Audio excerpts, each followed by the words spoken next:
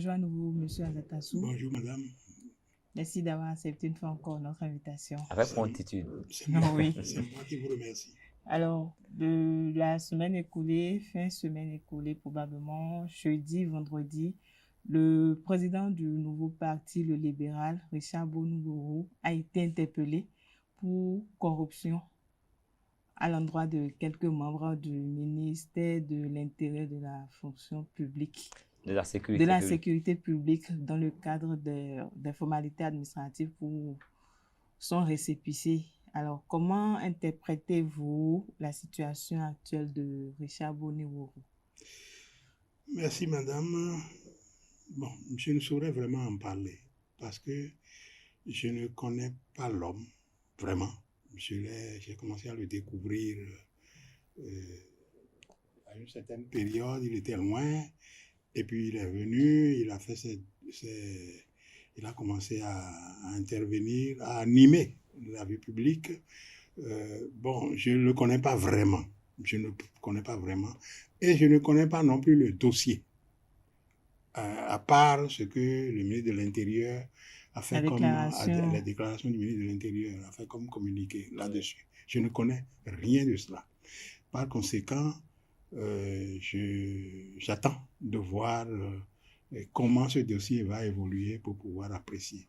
En tout état de cause, bon, si il se révèle que M.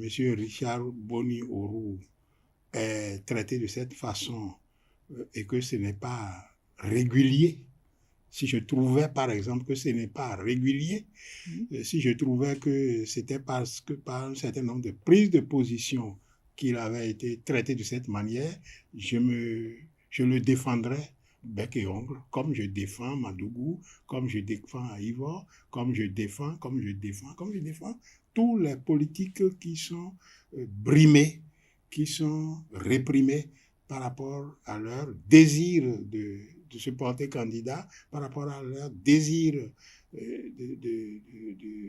d'être dans l'opposition à la rupture. Si ça se révélait comme ça, je le défendrais, mais là, je n'en sais absolument rien. J'attends de voir. Non, mais au cours de la même semaine, nous avons enregistré la démission de l'ancien ministre Alain Andirou de votre ancienne formation politique, ainsi je peux parler ainsi. Et je suis sûr que vous connaissez un peu l'homme parce que vous avez forcément vous avez lutté pour la même cause à un moment donné. Et il a fait des déclarations, il a qualifié certaines oppositions de façade. Et comment vous interprétez un peu cette actualité au sein de cette formation politique? Bon, si je dois apprécier la posture du parti FCBE sur l'échiquier politique national, ça c'est différent. Je le détache de la crise au sein du FCBE. Ah oui. Je le détache de la crise au sein du FCBE. La crise au sein du FCBE, là encore, bon, je sais que le ministre Adiou a dit que lui, il avait déjà démissionné. Tout à fait. Alors que le parti dit qu'on l'a suspendu. Bon, donc, je pense que tout ça, c'est un mélange dont je ne m'occupe pas. J'ai mes problèmes. Je suis LD et je ne manque pas d'avoir mes problèmes. Non, mais au sein de LD aussi, vous avez des problèmes que vous gérez. Bon, où est-ce qu'il n'y a pas de problème, madame? Non, mais tout le monde a des problèmes. La vie est faite de problèmes. Par conséquent, je ne m'occupe pas vraiment. C'est une crise qui affaiblit quand même une force de l'opposition. Et vous avez besoin d'être ensemble pour être plus fort. Bon, si vous le dites comme ça, mais de toute façon, j'attends aussi là, malheureusement, de voir plus clair pour apprécier et voir qui a raison, qui a tort. Ok, oui, vous avez commenté un peu la situation au sein du parti Les Libéraux, sinon les difficultés de leur premier responsable. Mais il n'y a pas que le parti Les Libéraux qui sont en difficulté actuellement. Il y a une crise qui secoue une autre formation de l'opposition, la FCBE. Comment est-ce que vous interprétez cela? N'est-ce pas, l'opposition n'est-elle pas fragilisée à travers toutes ces prises de part et d'autre? Fragilisée, c'est trop dire. Ce que je voulais dire par rapport à ça, Oui. vous parlez de la situation d'Alain Adio. Adio qui démissionne avec Mes idées propres Oui. sur la question de la posture du parti FCBE sur l'échiquier politique national. Oui. Mais je ne lis pas ça à la crise au sein du FCBE, Ok. à la crise avec Alain Adio. Encore une fois, cette crise, les déclarations divergent. Alain Adio dit qu'il a démissionné avant. Et le parti dit qu'il a été suspendu avant de démissionner. Oui. Donc tout ça là, c'est un imbroglio dont je ne m'occupe pas. Je m'occupe de mes propres problèmes. Je suis dans un parti qui fait face, qui prépare les échéances de 2026, qui prépare la restauration de la démocratie dans notre pays, le retour à l'état de droit, qui prépare la sortie des détenus politiques, le retour des exilés et les assises pour nous permettre de redéfinir les bases de notre vivre ensemble et de comment le pays va évoluer. J'ai tout ça à faire. Mais M. Azatassou, c'est vrai que vous avez beaucoup d'occupations au sein de votre formation politique, mais vous êtes également le coordonnateur du cadre des forces de l'opposition et au sein de cette force, il y a d'autres partis qui souffrent également. Nous avons vu que récemment que le parti NFN de Apollinaire Avoyon, qui a eu des problèmes avec la justice et tout ça, c'est toujours, à mon sens, pas trop bien pour votre cadre de concertation. Oui, vous avez... En réalité, quand on est dans l'opposition au pouvoir de la rupture, oui, on s'attend à tout et au contraire de tout. Vous comprenez? Donc, les petites manigances, les petits tiraillements, c'est pas ça qui nous arrête. En parlant du cas du camarade Apollinaire Avoyon, lui, par contre, je le connais très bien. Et c'est pour ça que quand il a été interpellé, on s'est porté pour savoir, pour le voir, oui, et savoir de quoi il retourne. On ne s'est pas contenté de ce qu'on a appris au niveau de la justice, au niveau de l'opinion. On s'est porté. Et quand on a appris que, bon, il s'agissait d'un certain nombre de vidéos qu'il a eu à faire, nous avons trouvé que c'était un délit d'opinion. Et nous avons fait un communiqué par rapport à ça. Donc, quand on connaît la situation, quand on connaît la personne, on peut réagir, on peut soutenir, on peut... bon, mais quand on ne connaît pas la situation, on attend de voir qu'elle soit claire. Oui, mais... Voilà. Si Kales Ketouba le permet, M. Azatassou, face à ces arrestations qu'on observe de part et d'autre, est-ce pas une manière de donner plus de la voix au parti, les démocrates? Plus de la voix, vous avez dit? Oui, faire connaître dans votre cadre de concertation, tout le monde est touché, sauf vous pratiquement, parce que même Expérience TV a eu c'est démêlé aussi. Il n'y a que les LD qui soient encore un peu clean dans l'histoire. Un peu clean en matière de répression? Ah non, vous trompez. Les LD ont été la formation politique au niveau de la rupture ces dernières années, la formation politique qui a payé le plus lourd tribut à la répression. En d'autres termes? Vous vous rappelez la crise de 2019? Oui. Vous vous rappelez la crise de 2021?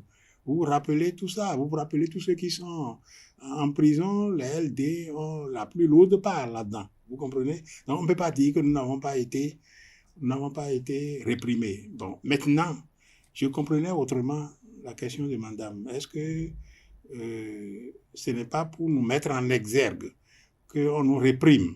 Ce serait une manière très drôle de nous réprimer, de nous empêcher de nous organiser, de nous empêcher de faire d'autres manifestations. Oui, mais... Vous êtes journaliste, vous avez suivi tout ça. Ce serait une drôle de manière de nous aider si on procédait de cette manière. Non. Je pense que le pouvoir est d'une certaine nature que nous avons dénoncé depuis longtemps. Nous avons déjà pressenti ça depuis 2016 et ça s'est confirmé constamment. Et c'est contre ça que nous nous battons. contre ça que nous Non, luttons. mais est-ce que dans Comprenez? tout ça, on ne peut pas parler un peu de la probité des hommes politiques? Parce que ce n'est pas, on ne va pas se cacher sous les formations politiques pour ne pas répondre quand même de ces actes. Si les gens ont des points avec la justice, on va dire, ils sont détenus et tout ça, ben quand même, si les dossiers sont évoqués, est-ce que les dossiers ne sont pas clairement évoqués? Les gens veulent aller en politique, on est d'accord, tout le monde peut y aller, mais est-ce que tout le monde se met en règle? Ce n'est pas parce qu'on est en politique qu'on ne va pas réprimer pour que dès qu'il y a répression, on dira que c'est sous le coup de la politique quand même. C'est pour ça que quand vous avez parlé du monsieur Richard Boniou, Oui. j'ai dit j'attends de voir. Ok. Mais les autres pour lesquels j'ai pris position, non seulement je les connais, mais j'ai vu. Si vous dites qu'une dame comme Rekiat Madougou a pensé que en tuant quelqu'un à Parakou, ça va arrêter le processus des élections dans tout le Bénin, si vous me dites ça de la part d'une dame comme celle-là, je dirais non, vous exagérez. Vous exagérez et ça ne marche pas comme ça. Nous ne Donc, faisons qu'interpréter l'actualité. Il y a effectivement le fait que si un homme politique commet des choses qui sont en dehors de la loi, bon, il répond comme tout le monde, ça c'est vrai. Mais il y a le fait que on invente des choses sur certains hommes politiques qu'on veut réprimer. Ça, c'est une réalité. Et ce n'est pas d'aujourd'hui que ça date. Mais c'est une réalité. C'est une réalité et par conséquent, par rapport à cette réalité, on est obligé de se positionner. On ne peut pas dire, dès qu'on a inventé quelque chose contre quelqu'un, vous dites, bon, c'est ça, c'est la loi. Si c'est comme ça, on finira par y passer tous et puis, bon, ce sera le non-état de droit et c'est contre ça que l'on lutte. Donc, on invente des choses contre des gens pour les mettre en prison, pour les mettre à l'exil. Bon, ça, là, c'est clair. Monsieur Azata, c'est comme ça. Vous êtes quand même d'un certain âge, vous connaissez le Bénin depuis, mais je crois qu'il se disait à une époque que même le président Kéko avait des dossiers contre les cadres qui pouvaient exhiber à tout moment pour quand les situations se présentent. Donc, si les gens ont des dossiers, ce n'est pas le moment auquel on les exhibe qui va poser problème. Mais quand on a des dossiers à la justice, quand même, il faut pouvoir répondre. Si on a des dossiers à la justice, il faut répondre. Ça, là, je vous l'ai reconnu tout à l'heure. Oui. Mais il y a parfois des dossiers qu'on Est-ce qu'on peut prouver que c'est inventé? Oui, on prouve, avec la nature du dossier, oui. On prouve que c'est inventé. Si vous prenez le dossier NFM de Komi Kounché, le dossier a été vidé par les instances appropriées. Le cadre qui doit s'en est occupé et a vidé. On a lancé mandat d'arrêt, tout ça. Le monsieur est venu et allé voir le juge. Le juge a regardé le dossier et a dit, bon, si c'est ça là, bon, c'est pas grave, c'est fini, c'est vidé. Et pourtant, on a transféré après à la criette et vous avez vu la suite. Donc, non, je pense qu'il faut être clair là-dessus. On peut inventer et on invente des dossiers parce qu'on a besoin de faire taire les gens ou de les chasser du pays ou de les mettre en prison. C'est comme ça. Ça là, c'est clair dans ma tête et c'est contre ça que je lutte. C'est clair dans ma tête à moi. Bon, j'aurais bien aimé que ce soit clair dans la tête des journalistes que vous êtes, qui observez. Vous êtes les historiens du présent. Oui, tout à fait. C'est clair. Oui. Donc, tout ça, c'est de l'histoire qui se construit. Oui, mais attention, nous allons rester dans l'histoire, alors, comme vous l'avez évoqué. Oui. Et je pense que il y a des années dans ce pays, en Conseil des ministres, des gens ont été révoqués, des gens ont été en prison.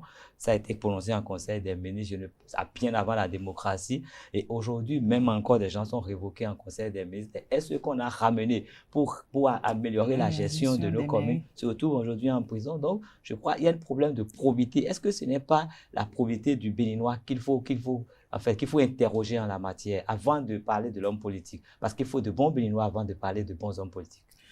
Bon, alors, tant qu'on en parle des bons Béninois, on les jette en prison à tour de bras, sous n'importe quel prétexte. D'abord, c'est qui le bon Béninois? Ah bon, c'est lui qui dit. Non, c'est lui qui parle du bon Béninois. Non, il a dit, oui. Je répète, oui. Il faut qu'on soit d'accord. Oui.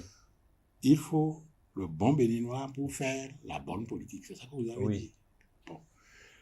Et tant que le Béninois n'est pas bon, On fait comment? Non, mais On les gens on le met en prison. les on gens le qui fait- qui ont des problèmes avec la loi, quand même, eux, ils peuvent aller répondre et d'autres Oui, vont prendre le relais oui, et quitte à avoir des gens qui les répondent gens qui ont des vraiment. problèmes avec la loi doivent répondre. Et on les retrouve pas seulement en politique, Oui, ils pas sont seulement partout. ailleurs, ils sont Et ce n'est pas partout. d'aujourd'hui. Oui, ils sont aussi en politique qui ne répondent pas à la Ah. loi et qui doivent répondre, ça c'est clair. Mais c'est clair aussi qu'il y a des gens sur le compte desquels on invente des choses pour les mettre en prison parce qu'ils dérangent. Bon, C'est ça, clair, tout ça est clair. bon, ça, c'est, Tout ça là est clair. Ok. Par vous conséquent, êtes politique. maintenant vous avez abordé, vous avez La parlé situation rapide. des SE qui ont Vous été avez, révoqués. merci madame, vous avez abordé la situation des SE. Vous savez, on aborde là la réforme de la décentralisation. Oui, tout à fait. Il y a Tout à beaucoup fait, de réformes réforme. dans Il y ce a pays beaucoup pour de dans le corriger pays. C'est la réforme, oui, pour corriger, ce qui n'allait pas. qui n'allait pas. Mais la plupart de ces réformes, la presque totalité de ces réformes n'ont rien corrigé et ont été un échec cuisant. Pour quelle C'est raison? ce que prouve la réforme de la décentralisation. Le pouvoir de la rupture a un principe. Ok. Quand quelque chose ne marche pas, on ne répare pas, on met de côté. On trouve que les maires gèrent mal, on leur retire le budget, on leur flanque un SE, comme si le SE, lui, il a vécu sur Mars. Il n'est pas béninois, il n'est pas de la planète Terre, il a vécu sur Mars, il doit être meilleur que le maire. Pourquoi? C'est un béninois, Non, parce que c'est c'est avec des toutes nos technocrates. aspirations. Je crois qu'on a ramené Bon, les maintenant, technocrates c'est de vous qui tirez la l'administration. conclusion. Non. Pourquoi on les met en prison? Pourquoi est-ce que il y a des tiraillements entre eux et les maires? Pourquoi? Non. C'est ça que nous reprochons au pouvoir de la rupture. Si la décentralisation a des défauts, Oui. il faut garder le cap sur l'objectif de la décentralisation et réparer les défauts jusqu'à ce que l'objectif soit atteint. C'est ça, en principe. Parce qu'on n'a pas fait la décentralisation pour le plaisir. On aurait pu continuer de nommer les préfets, les sous-préfets.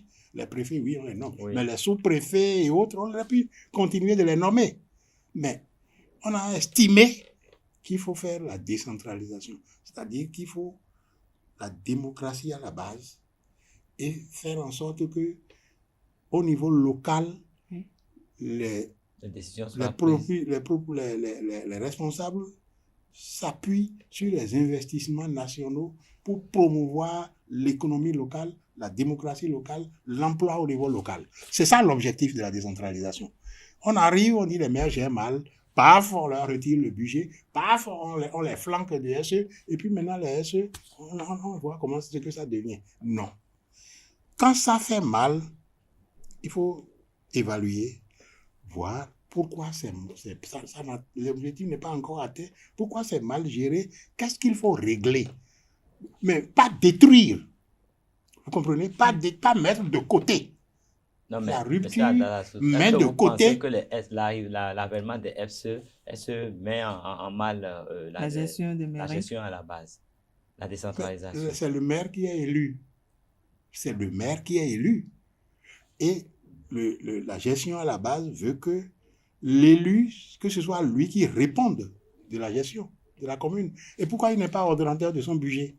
Pourquoi? Vous comprenez? Donc, c'est dans les principes du pouvoir de la rupture. Vous pouvez regarder sur tous les plans.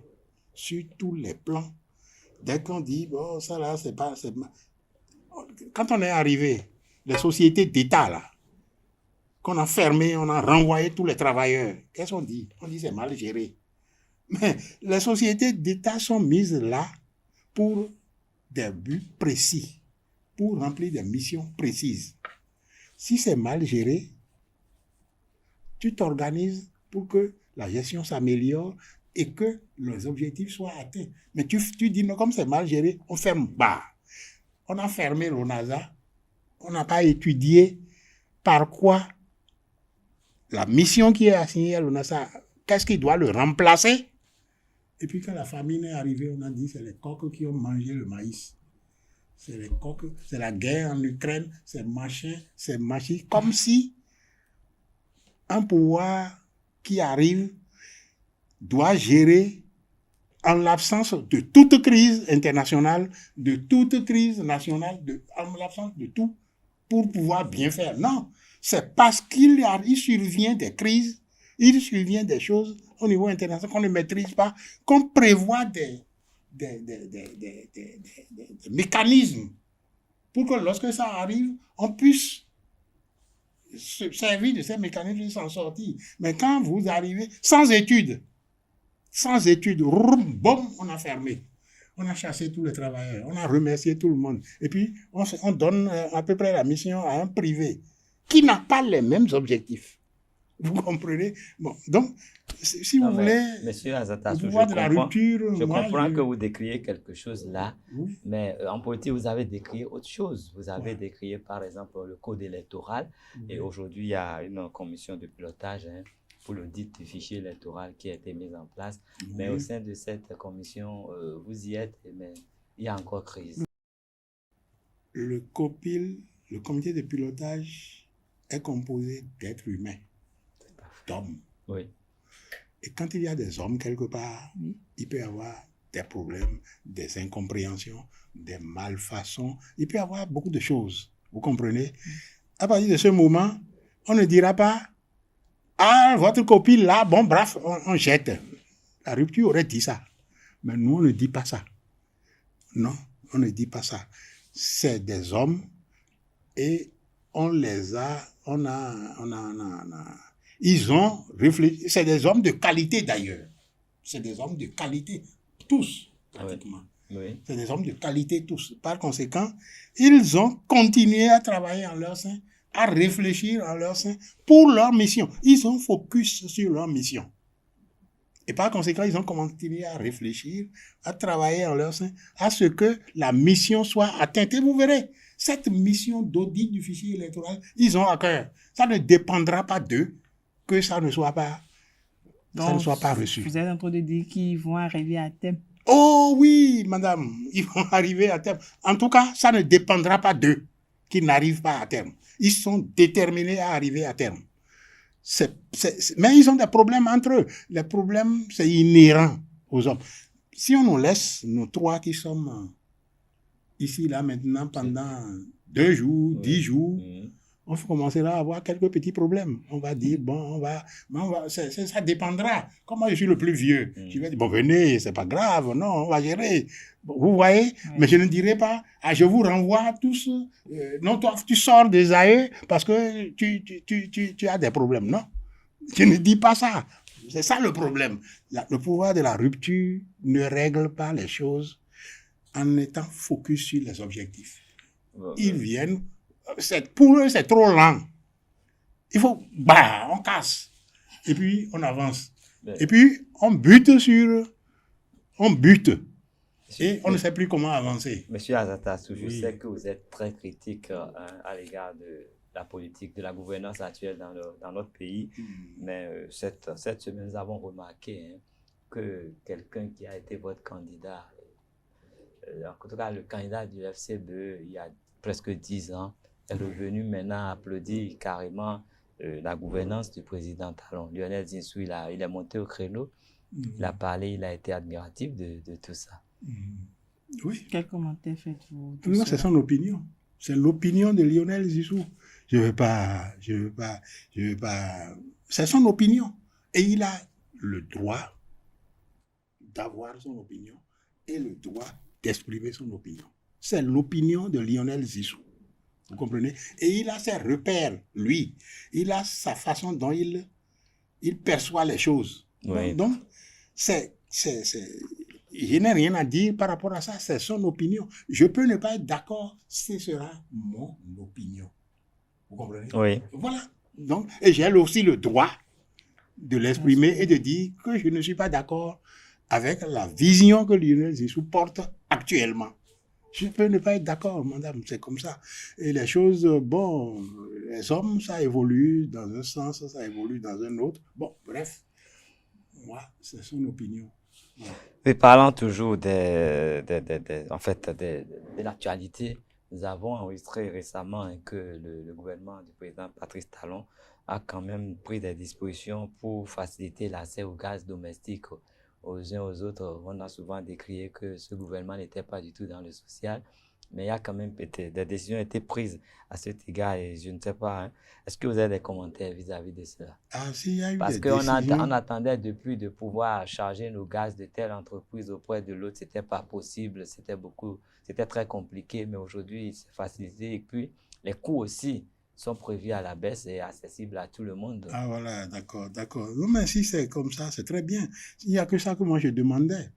Si c'est comme ça, que les coûts sont accessibles et que, bon, tout est transparent, parce que l'autre chose au niveau de ce pouvoir, c'est l'opacité. C'est l'opacité. C'est-à-dire que on ne voit pas clair.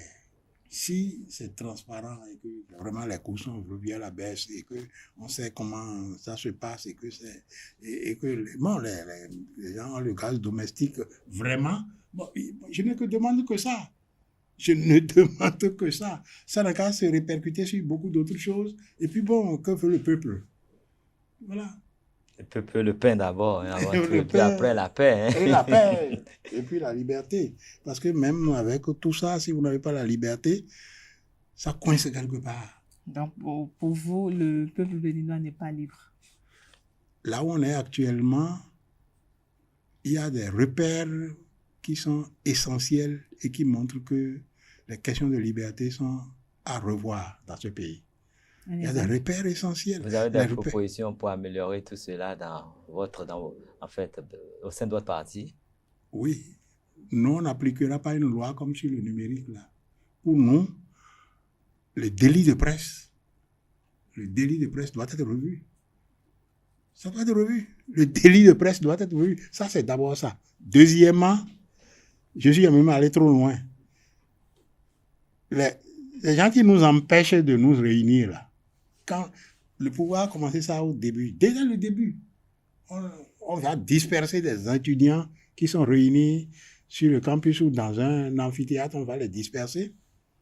On disperse et puis ça s'est accéléré au fur et à mesure qu'on avançait vers 2026. Or, 2026, c'est une élection. Oui. Il faut que chacun de nous aille devant le peuple pour s'exprimer. Mais nous, on nous étouffe, on nous empêche. C'est un élément important des libertés. Si on nous empêche de faire nos réunions, de faire nos meetings, de faire nos manifestations, on est allé à la bourse du travail. Les travailleurs veulent rendre hommage aux soldats morts pour nous. Ils sont morts pour nous. Ils sont morts pour nous. Au front, tués par les bandits, là. On veut leur rendre hommage et puis le pouvoir refuse. Les libertés, là, madame, vous les trouvez où, là, maintenant? Vous les trouvez où? Non, mais je crois que c'est un sujet très sérieux. Il y a eu question de procédure. Bon, laissez tomber. Je crois que non. Nous allons. Je connais très bien les situations dans lesquelles il faut quelle procédure pour faire un meeting à la bourse du travail le 1er mai.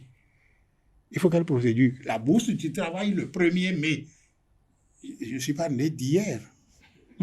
Nous avons dit sur le plateau, hein, vous en avez vu beaucoup d'autres, donc vous avez de l'expérience. Il faut et puis, même un député qui veut faire reddition de comptes, c'est dans leur règlement intérieur. Le maire autorise. Le maire de la localité autorise. Et puis la police débarque pour disperser. Ça là, madame, vous comprenez ça, vous? Vous êtes capable de tout comprendre, hein, moi. Ça, je ne comprends pas. Je ne comprends pas. Quand nous avons les données, nous pouvons interpréter. Oui, quand nous avons les données pour interpréter, vous pouvez mettre des commentaires, bien sûr. Oui. Mais bon, c'est des situations... Moi, je ne comprends pas ça. Mais je ne crois pas que je sois le plus bête du pays pour ne pas comprendre ça. Monsieur Azatassou, je rappelle que vous êtes membre du parti Les Démocrates et coordonnateur du cadre de concertation des forces de l'opposition.